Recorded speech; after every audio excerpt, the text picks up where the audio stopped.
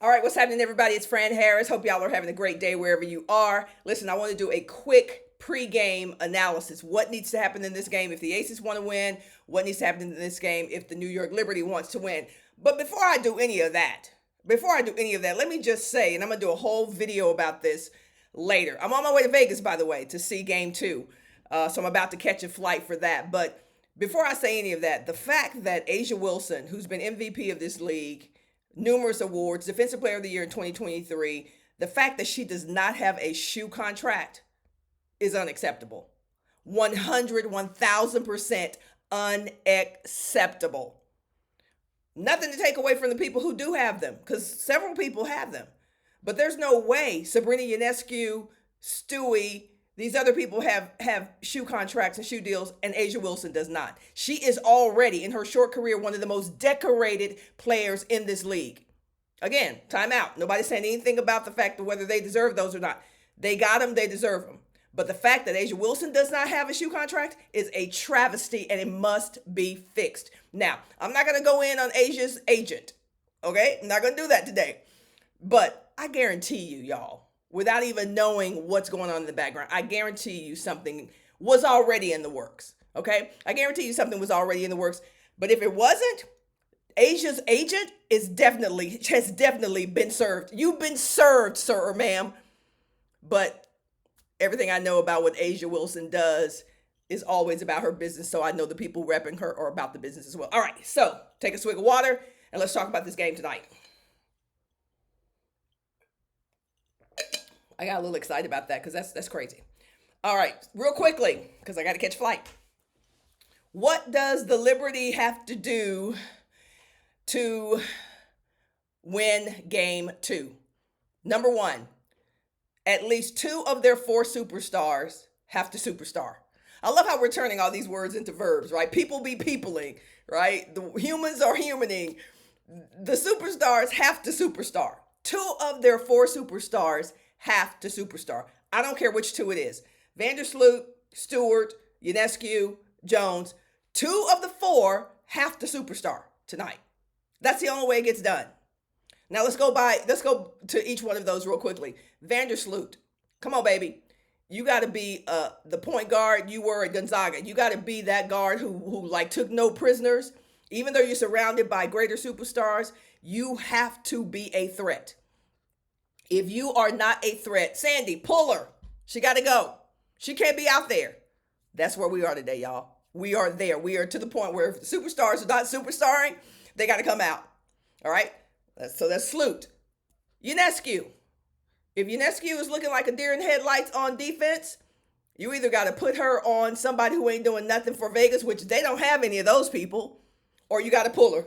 You got to pull her, Sandy. She got to go. Ionescu's got a Ionescu on the bench. She can't be in the game. Jones. Jonquel Jones.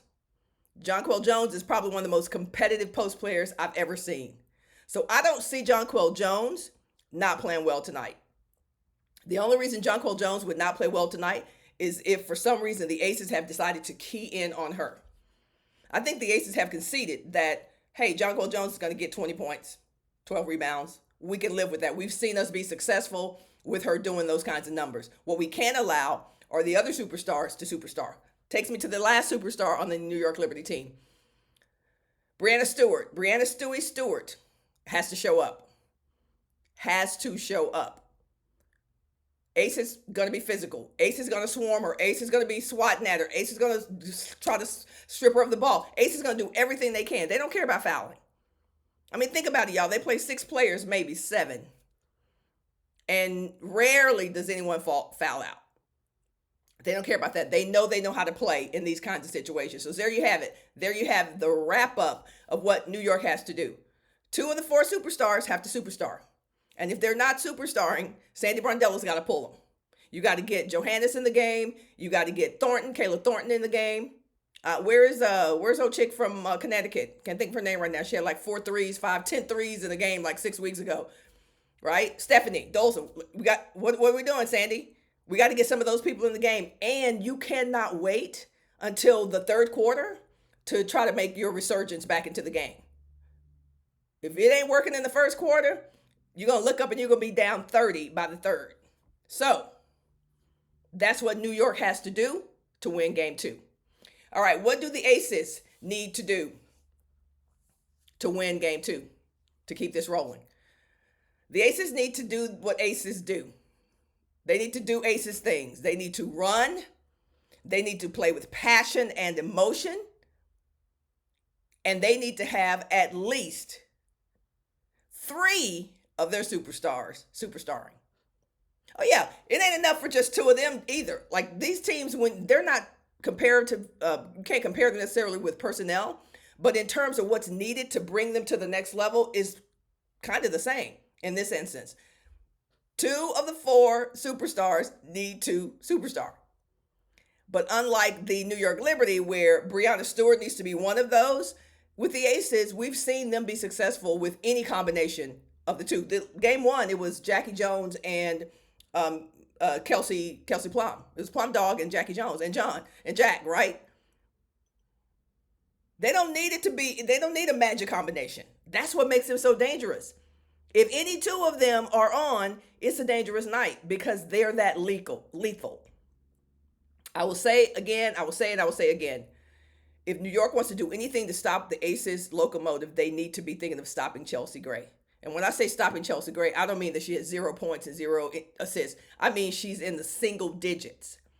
If you can get Chelsea Gray in the single digits of points, single digits of assists, then you have pretty much contained Chelsea Gray.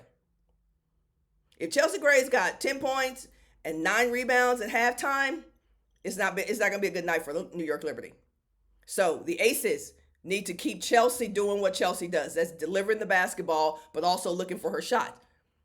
Chelsea is the heart, soul, liver, kidney of the Aces. Pick an organ. She is that for the Aces. So you need to neutralize Chelsea Gray in order to beat the Aces. Think about it. The ball is in her hands 70% of the time.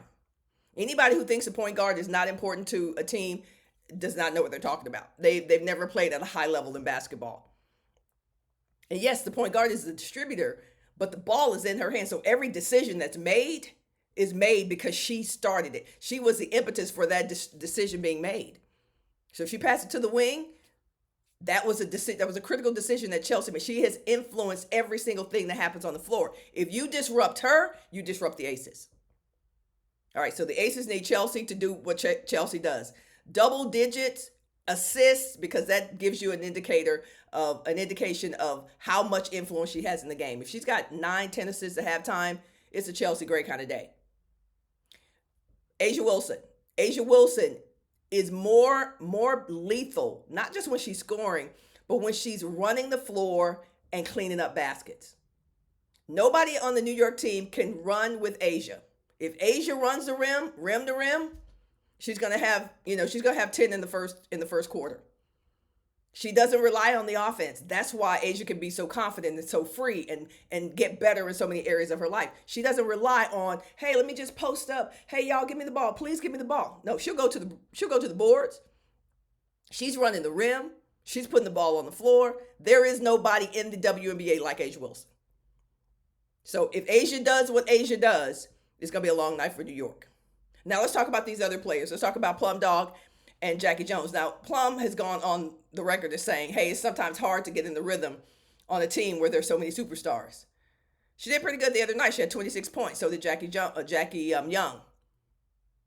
Jackie Young is just smooth operator. Just ain't that hype. I'm not going to get that hype about this, right? we just gonna roll. We're going to do what we do. I'm going to do Jackie things.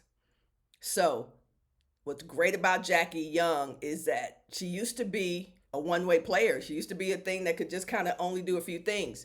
Got in the gym, worked on her three-point shot. Now she's the most lethal three-point shooter on the team. So you got to pick your poison with Jackie Young.